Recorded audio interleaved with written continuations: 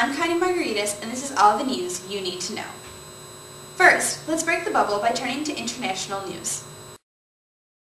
Scotland recognized its 300th anniversary Tuesday, January 16th of coming together with England to form Great Britain under the Treaty of Union.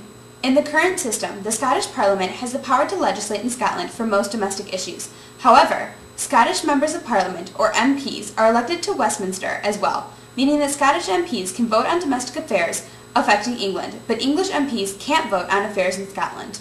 The problem is illuminated by one example from 2004, when legislation for the creation of foundation hospitals in England was passed only due to Scottish MPs voting in favor of these respective sections. The majority of English MPs voted against the law. In light of this ongoing issue, the anniversary has been met with more discord than celebration. Much talk for Scottish independence has been entertained by political analysts, though popular support is still closely divided.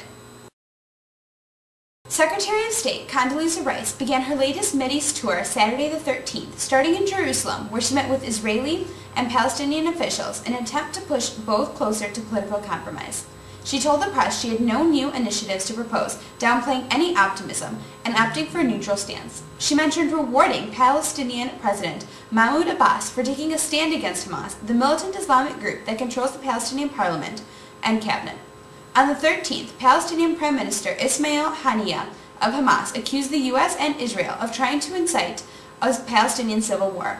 Haniyeh also called for an end to the internal violence between Hamas and Fatah after President Abbas, who represents the Fatah movement, called for early elections to try and break the political deadlock with Hamas since they control the entire cabinet. At least 30 Palestinians have been killed in factional fighting since that announcement. The Bush administration will soon ask Congress to approve an $85 million to train and equip Abbas's security forces. More than 34,000 civilians were killed across Iraq last year, with an average of 94 killed every day, according to a new UN report. Tuesday the 16th alone, however, saw multiple bombs kill 65 and injure 138 at the entrance of a university in Baghdad, one of many attacks that brought the one-day death toll to over 100. The attacks could have been fueled by both the recent announcement that over 20,000 more American troops will be sent to Iraq, as well as reaction to the recent hanging and accidental decapitation of Saddam Hussein's half-brother, Barzan Hassan, on Monday the 15th. A New York Times reporter told CNN that Hassan's head, quote, just snapped off because he was apparently given too much rope and fell too far for a man of his build.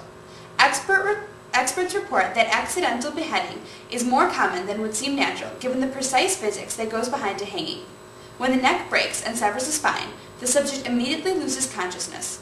Brain death follows in minutes. If the drop is too short, though, the subject can be strangled.